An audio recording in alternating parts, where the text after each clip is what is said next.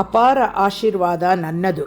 ನಾನು ಎಫೆಸದವರಿಗೆ 3:20 ಘೋಷಿಸುತ್ತೇನೆ, ನಮ್ಮಲ್ಲಿ ಕಾರ್ಯ ಸಾಧಿಸುವ ತನ್ನ ಶಕ್ತಿಯ ಪ್ರಕಾರ ನಾವು ಬೇಡುವುದಕ್ಕಿಂತಲೂ ಯೋಚಿಸುವುದಕ್ಕಿಂತಲೂ ಅತ್ಯಧಿಕವಾದದ್ದನ್ನು ಮಾಡಲು ಯೇಸು ಶಕ್ತರಾಗಿದ್ದಾರೆ. ನಾನು ಕೇಳಬಹುದಾದ ಅಥವಾ ಯೋಚಿಸಬಹುದಾದ ಎಲ್ಲಕ್ಕಿಂತ ಹೆಚ್ಚಾಗಿ ದೇವರು ಹೇರಳವಾಗಿ ಮತ್ತು ಅತ್ಯಧಿಕವಾದದ್ದನ್ನು ಮಾಡುತ್ತಾರೆ ಎಂದು ನಾನು ಘೋಷಿಸುತ್ತೇನೆ. ಮತ್ತು ಪ್ರತಿದಿನ ದೇವರ ಬಲ ನನ್ನ ಜೀವನದಲ್ಲಿ ಕಾರ್ಯನಿರ್ವಹಿಸುತ್ತಿದೆ. ಇಂದು ನಾನು ನನ್ನ ಹಣಕಾಸು ಉತ್ತಮ ಆರೋಗ್ಯವನ್ನು ಹೆಚ್ಚು ಸ್ವೀಕರಿಸುತ್ತೇನೆ. ನಾನು ಆಶೀರ್ವದಿಸಲ್ಪಟ್ಟಿದ್ದೇನೆ ಮತ್ತು ಯಾರೂ ತಡೆಯಲು ಸಾಧ್ಯವಿಲ್ಲ. ಇದು ಯೇಸುವಿನ ಹೆಸರಿನಲ್ಲಿ ನನ್ನ ಘೋಷಣೆ. ಆಮೇನ್. ನಿನ್ನ ಪ್ರಸನ್ನತೆಯಲ್ಲಿ ಪರಿಪೂರ್ಣವಾದ ಸಂತೋಷ, ರೋಗಗಳು ಗುಣವಾಗುವುದು, ನೊಂದ ಹೃದಯವು ಬಲಗೊಳ್ಳುವುದು, ತಳ್ಳಲ್ಪಟ್ಟವರು ಕಟ್ಟಲ್ಪಡುವರು, ದುಃಖವು ಸಂತೋಷವಾಗುವುದು. ನಮ್ಮ ಎಲ್ಲ ಸ್ಥಿತಿಗಳನ್ನು ಮಾರ್ಪಡಿಸುವ ದೇವರ ಪ್ರಸನ್ನತೆ ಈಗ ನಿಮ್ಮನ್ನು ಸ್ಪರ್ಶಿಸಲಿ. ಯಾವುದಕ್ಕೂ ಬಾರದ ನನ್ನ ಸೃಷ್ಟಿಸಿದೆ ನೀ, ಕೊರತೆಗಳಿದ್ದರೂ ಪೂರೈಸಿರುವೆ ನೀ.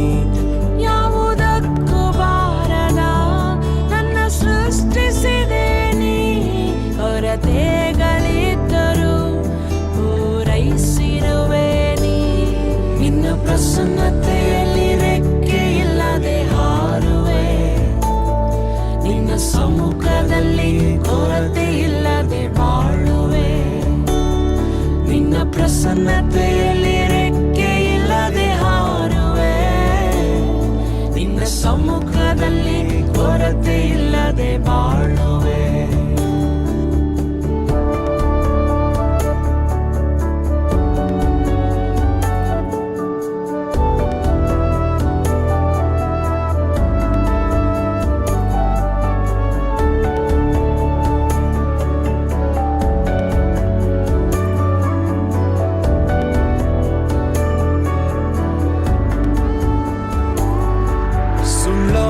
ನನ್ನನು ಸತ್ಯವಾಗಿ ಮಾಡಿದಿ, ಮಣ್ಣಾದ ನನ್ನನು ನಿನ್ನ ಕಣ್ಗಳು ಕಂಡಿತು.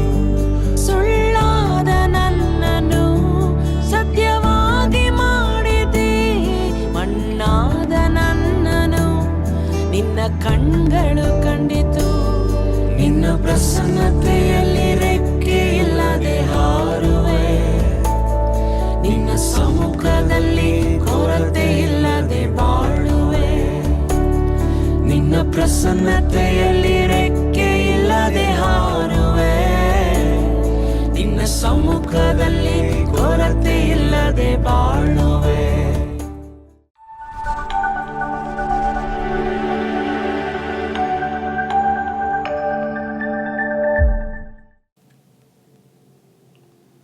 Praise the Lord.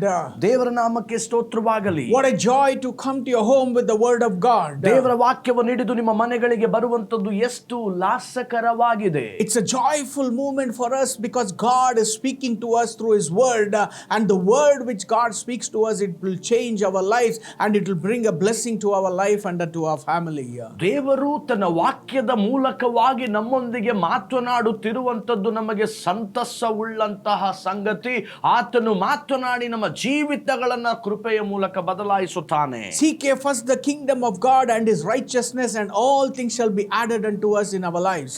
ದೇವರ ರಾಜ್ಯಕ್ಕಾಗಿ ನೀತಿಗಾಗಿ ತವಕ ಪಡುವವರಾದ ನಮ್ಮ ಜೀವಿತವನ್ನ ಎಲ್ಲದರಿಂದ ಆತನು ತುಂಬಿಸುವ ದೇವರಾಗಿದ್ದಾನೆ. When Jesus was there in this world, He taught us to seek God and to look to God and for His kingdom and His righteousness, so that everything shall be added unto us in our lives. ಯೇಸು ಕ್ರಿಸ್ತನು ಈ ಭೂಲೋಕದಲ್ಲಿ ಇದ್ದಂತ ಸಮಯದಲ್ಲಿ ಪ್ರತಿಯೊಂದು ವಿಷಯದಲ್ಲಿಯೂ ದೇವರನ್ನ ನಾವು ಹುಡುಕುವವರಾಗಿರಬೇಕು ಎನ್ನುವಂತದ್ದನ್ನ ತನ್ನ ಜೀವಿತದ ಮೂಲಕ ತೋರಿಸಿದ್ದಾನೆ. He is a God. When we call upon Him, He will answer us. He will show us great and mighty things which we do not know in our lives. ಆತನು ದೇವರಾಗಿದ್ದಾನೆ. ಆತನಿಗೆ ನಾವು ಮೊರೆ ಇಡುವಾಗ ನಮ್ಮ ಮೊರೆಯನ್ನ ಆಲಿಸಿ ಆತನು ಸದೂತರವಾಗಿ ಮಹತ್ತಾದ ತಿಳಿಯದ ಗುಡಾರ್ಥಗಳನ್ನ ಗೋಚರಪಡಿಸುತ್ತಾನೆ. He is a God. When you seek Him with all your heart, He will be able to be found. That's what the Bible says in Jeremiah chapter 29 verses 13. ಯೆರೆಮೀಯನ ಪ್ರವಾದನೆಯ ಗ್ರಂಥ 29ನೆಯ ಅಧ್ಯಾಯದ 13ನೆಯ ವಚನದಲ್ಲಿ ಹೇಳುವ ಪ್ರಕಾರವಾಗಿಯೇ ನಾವು ಆತನನ್ನ ಮನಪೂರ್ವಕವಾಗಿ ಹುಡುಕುವಾಗ ಕಂಡುಕೊಳ್ಳುತ್ತೇವೆ ಎಂಬುದಾಗಿ ಹೇಳ್ತದೆ. When you seek God, you are building up a personal relationship with God in our lives. ನೀವು ದೇವರನ್ನ ಹುಡುಕುವಾಗ ದೇವರೊಂದಿಗೆ ವೈಯಕ್ತಿಕವಾದ ಸಂಬಂಧವನ್ನು ಕಟ್ಟಿಕೊಳ್ಳುವವರಾಗಿರುತ್ತೀರಿ. When you become a child of God, you have to develop that relationship with God for everything to see for everything in your life to see a blessing in your life. ನಿಮ್ಮ ಜೀವಿತದಲ್ಲಿ ನೋಡುವ ಪ್ರತಿ ಕಾರ್ಯಗಳು ಆಶೀರ್ವದಿಸಲ್ಪಡುವುದಕ್ಕಾಗಿ ಆತನ ಸಾನ್ನಿಧ್ಯವನ್ನ ಹುಡುಕಬೇಕು. When you seek God, it is not to know about God but to know your God in your life.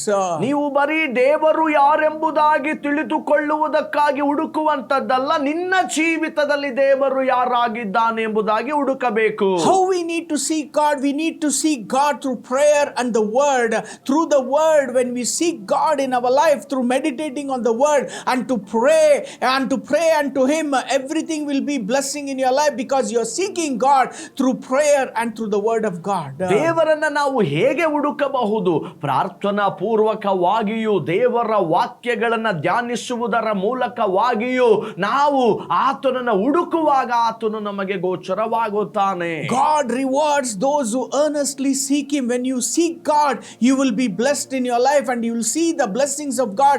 Everything will be blessed and aligned in your life. ಮನಪೂರ್ವಕವಾಗಿ ಹುಡುಕುವವರು ಆತನನ್ನ ಕಂಡುಕೊಳ್ಳುತ್ತಾರೆ, ಆತನಿಂದ ಆಶೀರ್ವಾದವನ್ನು ಹೊಂದಿಕೊಳ್ಳುವವರಾಗಿರುತ್ತಾರೆ. When you seek God, God's wisdom will be released in your life for your decisions, for your walk, for your righteous blessing, for your every walk of your lives.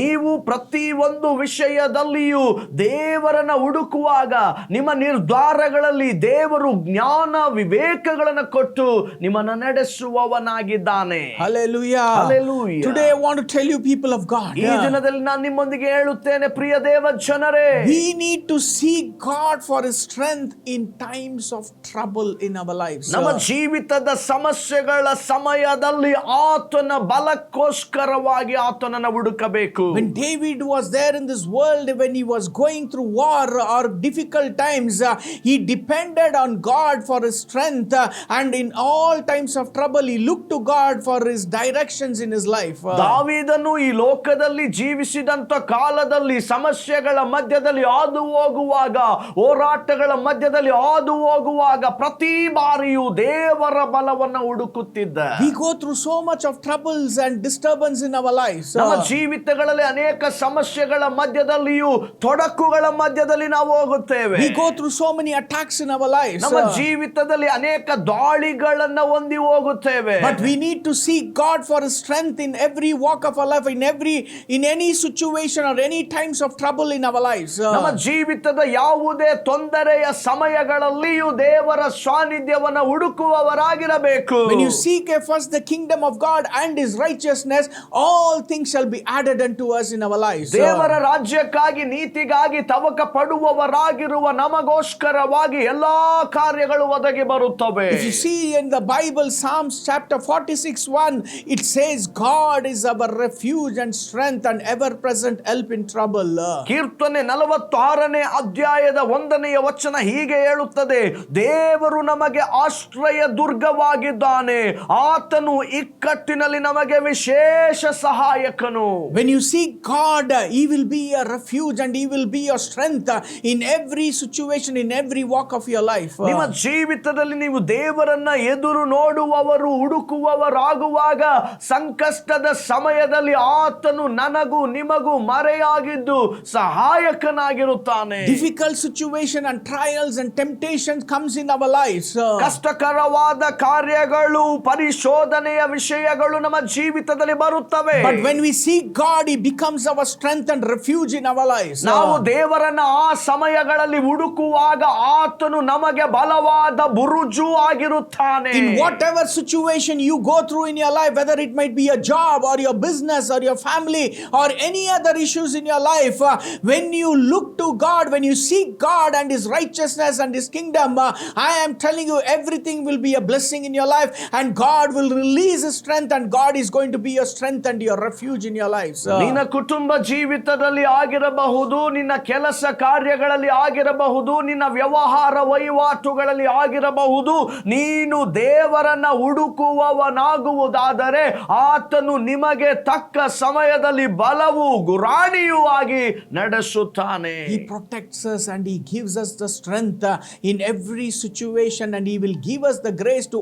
overcome every kind of temptations in our life when we seek God in our lives. ದೇವರನ್ನ ನಾವು ಪ್ರತಿ ಬಾರಿಯೂ ಹುಡುಕುವುದಾದರೆ ನಮ್ಮ ಪ್ರತಿ ಪರಿಶೋಧನೆಯ ಸಮಯದಲ್ಲಿ ನಮಗೆ ಆತನು ಬಲವನ್ನ ಕೊಡುತ್ತಾನೆ. In 2 Chronicles chapter 20 verses 3 and 4 it says about a king called Jehoshaphat who faced a vast enemy army. The Bible says ಎರಡು ಪೂರ್ವಕಾಲ ವೃತ್ತಾಂತ 20ನೇ ಅಧ್ಯಾಯದ 3ನೇ ವಚನವನ್ನು ನಾವು ನೋಡುವಾಗ ಯೆಹೋಷಾಫಾಟನು ಅವನು ದೊಡ್ಡ ವೈರಿಯನ್ನ ಎದುರಿಸುತ್ತಿರುವಂತದ್ದನ್ನು ನಾವು ನೋಡುತ್ತೇವೆ. Jehoshaphat army was small, but in the difficult situation he sought the Lord, and the Bible says God responded by delivering the Israel without them having to fight their enemies.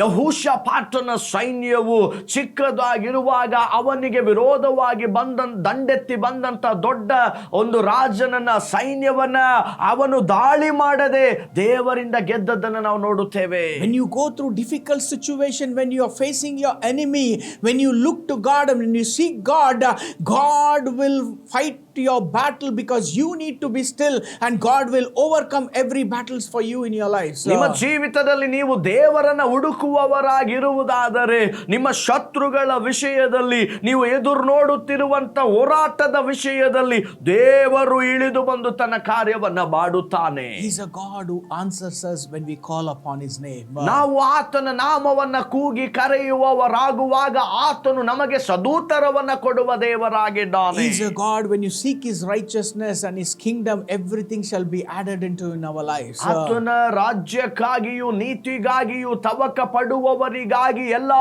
ಕಾರ್ಯಗಳನ್ನ ಒದಗಿಸಿ ಕೊಡುವ ದೇವರ ಆತನಾಗಿದ್ದಾನೆ. Seek God for His strength in the times of your troubles in your lives. ನಿಮ್ಮ ಜೀವಿತದ ತೊಂದರೆಗಳ ಸಮಯದಲ್ಲಿ ದೇವರ ಬಲವನ್ನ ಹುಡುಕುವವರಾಗಿರ್ರಿ. Seek God for spiritual growth and transformation in your life. When you seek God in your life, you will see a spiritual growth and transformation in your life. ನಿಮ್ಮ ಜೀವಿತದಲ್ಲಿ ದೇವರನ್ನ ನೀವು ಹುಡುಕುವವರಾಗಿರ್ರಿ.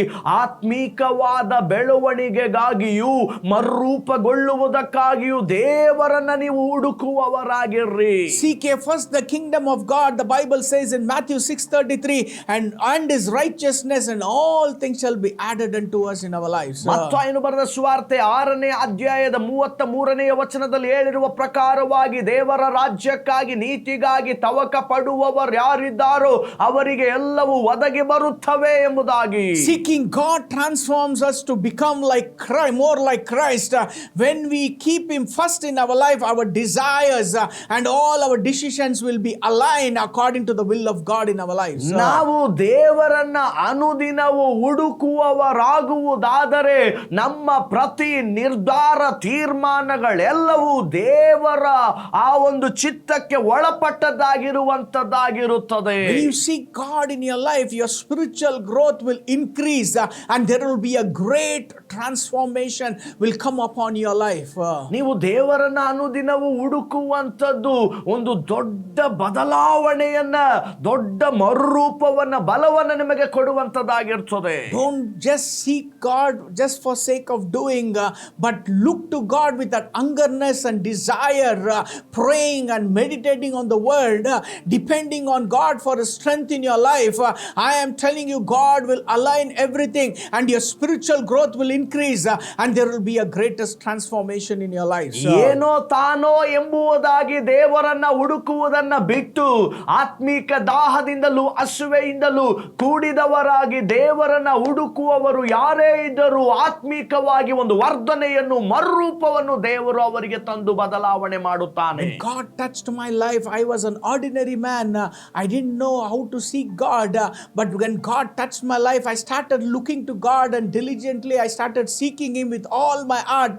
And I'm telling you, God started changing my life, and God started using me for His glory, and God blessed me and my family in every walk of our lives. ನನ್ನ ಜೀವಿತದಲ್ಲಿಯೇ ದೇವರು, ನಾನು ದೇವರನ್ನ ಅರಿಯದವನಾಗಿ ದೇವರನ್ನ ಹೇಗೆ ಹುಡುಕಬೇಕು ಎನ್ನುವುದನ್ನು ಅರಿಯದೇ ಇದ್ದಂತ ಪರಿಸ್ಥಿತಿಯಲ್ಲಿದ್ದ ನನಗೆ ದೇವರು ತನ್ನನ್ನ ಹೇಗೆ ಹುಡುಕುವುದು ಎನ್ನುವಂಥದ್ದನ್ನ ಕಲಿಸಿಕೊಟ್ಟು ನನ್ನ ಜೀವಿತವನ್ನ ಮರುರೂಪಗೊಳಿಸಿದ್ದಾನೆ. I was an ordinary man. I didn't know how to preach, but God transformed my life and gave me that grace and authority to speak His word to people, and God gave me the grace to speak to thousands of people in my life for the glory of God. ನಾನು ಸಾಧಾರಣವಾಗಿ ಇರುವಂತ ವ್ಯಕ್ತಿಯಾಗಿದ್ದೆ. ದೇವರ ವಾಕ್ಯವನ್ನ ಹೇಗೆ ಮಾತನಾಡಬೇಕು ಎಂಬುವಂಥದ್ದನ್ನ ಅರಿಯದೇ ಇದ್ದಂತ ಪರಿಸ್ಥಿತಿಯಲ್ಲಿ ನಾನು ದೇವರನ್ನ ಅನುದಿನವೂ ಹುಡುಕುವವನಾಗಿದ್ದಂತ ಕಾರಣ ಸಾವಿರಾರು ಗಟ್ಟಲೆ ಜನಗಳಿಗೆ ದೇವರ ವಾಕ್ಯವನ್ನ ಹೇಳುವಂತ ಸಾಮರ್ಥ್ಯವನ್ನು ದೇವರು ಕೊಟ್ಟಿದ್ದಾನೆ. Same way, if you see in the Bible, Apostle Paul, after encountering Jesus Christ on the road of Damascus, in the book of Acts 9 it speaks, he sought God diligently in his life, and his life was totally transformed, and he became a preacher for the glory of God. ನಾವು ಸೌಲನ ಜೀವಿತದ ಕುರಿತಾಗಿ ನೋಡುತ್ತೇವೆ. ದಮಸ್ಕದ ಆದಿಯಲ್ಲಿ ಕ್ರೈಸ್ತರನ್ನ ಹತ್ಯೆಗೈಯುವುದಕ್ಕೋಸ್ಕರವಾಗಿ ಹೋಗುತ್ತಿದ್ದಂತ ಸೌಲನನ್ನ ದೇವರು ಸ್ಪರ್ಶಿಸಿ ಮರುರೂಪಗೊಳಿಸಿದ್ದನ್ನು ನಾವು ನೋಡುತ್ತೇವೆ. God never let Paul, because he was persecuting the disciples and all the believers of Christ, but when God touched his life, he sought the Lord diligently, and the Bible says radically God transformed his life, and he became a preacher of the gospel of Lord Jesus Christ. ಸೌಲನು ದೇವರಾದುಕೊಂಡವರನ್ನು, ಕ್ರೈಸ್ತ ಸಭೆಯನ್ನು ಹಿಂಸೆಗೈಯುತ್ತಾ ಇದ್ದಂತ ವ್ಯಕ್ತಿ ಯಾವಾಗ ದೇವರು ಅವನಿಗೆ ಸಂದರ್ಶನವನ್ನ ಕೊಟ್ಟರೋ ಆ ನಂತರ ಅವನು ನಿರಂತರವಾಗಿ ದೇವರನ್ನ ಹುಡುಕುವವನಾದ. Your life is precious in the sight of God, and God sees you as his child, and God expects you to seek him all the days of your life. When you seek him with all your heart, and he will be able to found, and he will be able to increase your spiritual growth, and he will transform your life for the glory of God. ನೀವು ಮನಪೂರ್ವಕವಾಗಿ ದೇವರನ್ನ ಹುಡುಕುವುದಾದರೆ ಆತನು ನಿಮ್ಮನ್ನ ತನ್ನ ಮಹಿಮೆಗೋಸ್ಕರವಾಗಿಯೇ ಆತನು ಮರುರೂಪಗೊಳಿಸುವ ದೇವರಾಗಿದ್ದಾನೆ. Seek God in your life so that your spiritual growth will increase, and there will be a great transformation in your life. ದೇವರನ್ನ ಹುಡುಕುವವರಾಗಿರುವಂತ ನಿಮ್ಮ ಜೀವಿತವನ್ನ ಆತನು ಮರುರೂಪಗೊಳಿಸಿ ಒಂದು ದೊಡ್ಡ ಬದಲಾವಣೆಯನ್ನ ಕೊಡುತ್ತಾನೆ. When you seek God, his kingdom and his righteousness, God will add eternal life for you and your family in your life. ನೀವು ದೇವರ ರಾಜ್ಯಕ್ಕಾಗಿ ನೀತಿಗಾಗಿ ತವಕ ಪಡುವವರಾಗುವಾಗ ನಿರಂತರವಾದಂತಹ ಆಶೀರ್ವಾದಗಳನ್ನು ನಿಮಗೂ ನಿಮ್ಮ ಕುಟುಂಬಕ್ಕೂ ದೇವರು ಕೊಡುತ್ತಾನೆ. John chapter 17:3 it says, now this is eternal life, that they know you, the only true God, and Jesus Christ whom you have sent. ಯೋಹಾನನು ಬರೆದ ಸುವಾರ್ತೆ 17ನೇ ಅಧ್ಯಾಯದ 3ನೇ ವಚನ ಹೇಳುವ ಪ್ರಕಾರ, ಒಬ್ಬನೇ ಸತ್ಯ ದೇವರಾಗಿರುವ ನಿನ್ನನ್ನು ನೀನು ಕಳುಹಿಸಿಕೊಟ್ಟ ಯೇಸು ಕ್ರಿಸ್ತನನ್ನು ತಿಳಿಯುವುದೇ ನಿತ್ಯ ಜೀವ ಎಂಬುದಾಗಿ. Ultimately, seeking God leads us to eternal life.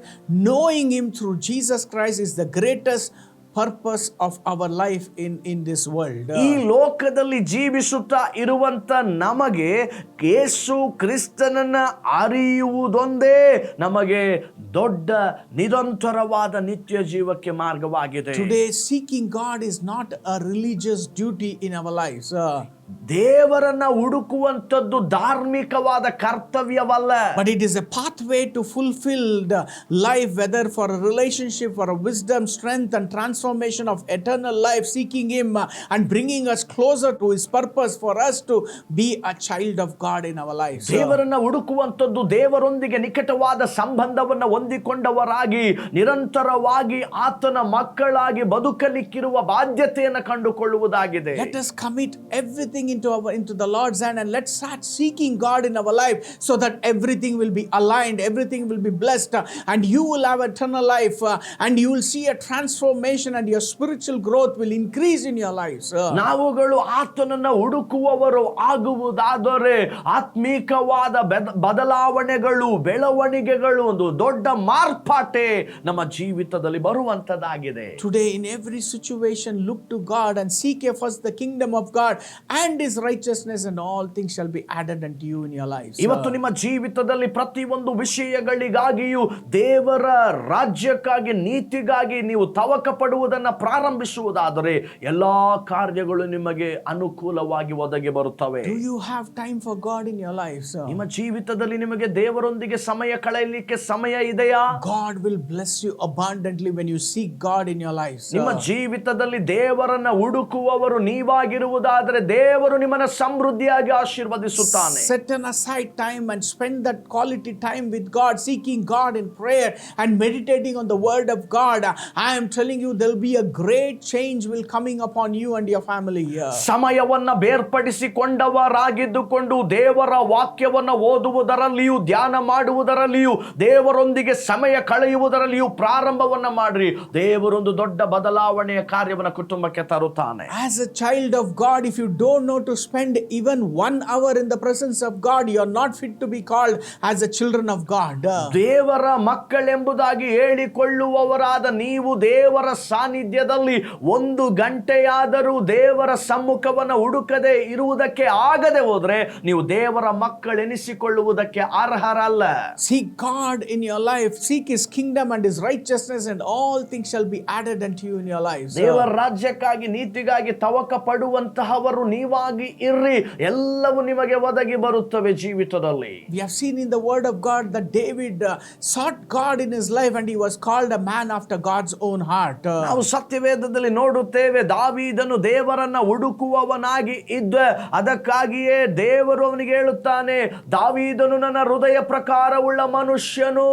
Psalms 27:8 says, my heart says of you, seek His face, your face, Lord, I will seek you in my life.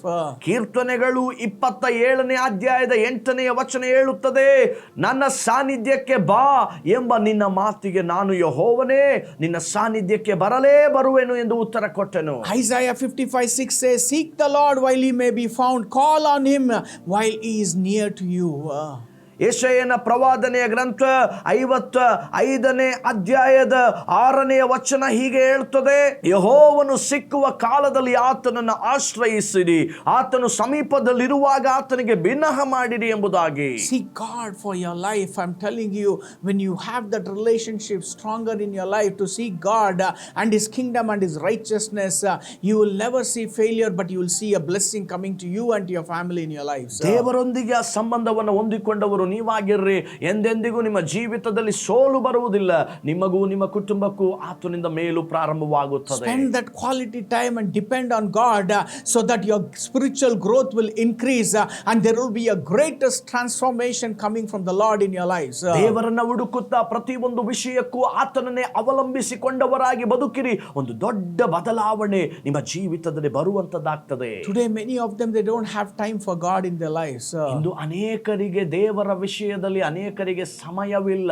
They are stuck with their problems, they are being busy running out of their problems, but they don't know when they seek God in their life and they seek His righteousness and His kingdom, everything shall be added into their lives. ಅನೇಕ ಸಮಸ್ಯೆಗಳಲ್ಲಿ ಸಿಕ್ಕಿಕೊಂಡವರಾಗಿದ್ದಾರೆ, ಅನೇಕ ಸನ್ನಿವೇಶಗಳಲ್ಲಿ ಸಿಲುಕಿದವರಾಗಿದ್ದಾರೆ, ಅವರ ಸಮಸ್ಯೆಗಳಿಂದ ಹೊರಬರಲಿಕ್ಕೆ ಅವ್ರ ಕೈಯಲ್ಲಿ ಆಗ್ತಾ ಇಲ್ಲ. But when you seek God in your life, ನಿಮ್ಮ ಜೀವಿತದಲ್ಲಿ ನೀವು ದೇವರನ್ನ ಹುಡುಕುವಾಗ you will see everything will be blessed in your lives. ನಿಮ್ಮ ಜೀವಿತದಲ್ಲಿ ನೀವು ನೋಡಬಹುದು, ಎಲ್ಲವೂ ನಿಮ್ಮ ಜೀವಿತದಲ್ಲಿ ಆಶೀರ್ವಾದದಾಯಕವಾಗಿದೆ. Today you might be going through failures after failure, you might be going through loss, you might be going through family problems.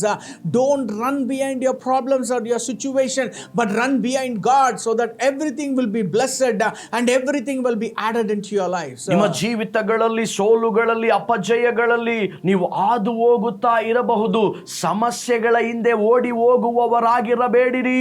ದೇವರನ್ನ ಹುಡುಕುವವರಾಗಿರ್ರಿ. This day, make a decision in the presence of God. I will seek God in my life. I will seek His kingdom and His righteousness. And I believe that everything will be added into my life. When you trust God, when you depend on God, everything will be a blessing for you. ಇವತ್ತು ದೇವರ ಸಾನ್ನಿಧ್ಯದಲ್ಲಿ ಒಂದು ತೀರ್ಮಾನವನ್ನ ತೆಗೆದುಕೊಳ್ಳಿರಿ. ನನ್ನ ಜೀವಿತದ ಪ್ರತಿ ಹೆಜ್ಜೆಗೂ ಪ್ರತಿ ವಿಷಯಕ್ಕೂ ನಾನು ದೇವರನ್ನೇ ಅವಲಂಬಿಸಿ ದೇವರನ್ನ ಹುಡುಕುವವನಾಗುತ್ತೇನೆ, ಆಶೀರ್ವಾದವನ್ನು ಹೊಂದಿಕೊಳ್ಳುವುದಕ್ಕೋಸ್ಕರವಾಗಿ. Change your thinking to seek God in your life. Don't seek Him only for material blessing, but seek ye first the kingdom of God and His righteousness. Meditate on His word and talk to God through His word. And I am telling you, everything will be blessed in your life, sir. ದೇವರನ್ನ ಹುಡುಕುವಂಥದ್ದು ವಸ್ತುರೂಪವಾದ ಆಶೀರ್ವಾದಗಳನ್ನ ಹೊಂದಿಕೊಳ್ಳುವುದಕ್ಕಾಗಿ ಮಾತ್ರವೇ ಹುಡುಕಬೇಡಿರಿ. ದೇವರ ರಾಜ್ಯವು ದೇವರ ನೀತಿಯು ಏನನ್ನ ಸೂಚಿಸುತ್ತದೆ ಅನ್ನುವುದರ ಕುರಿತಾಗಿ ಆತನನ್ನ ಹುಡುಕಿರಿ. Don't seek God just for sake of religious purpose.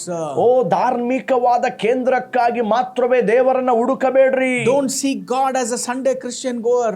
ಬರೀ ಭಾನುವಾರದ ಕ್ರೈಸ್ತರಾಗಿದ್ದುಕೊಂಡು ದೇವರನ್ನ ಹುಡುಕಬೇಡ್ರಿ. But seek God as a child, as how He is looking to our Abba Father in their lives.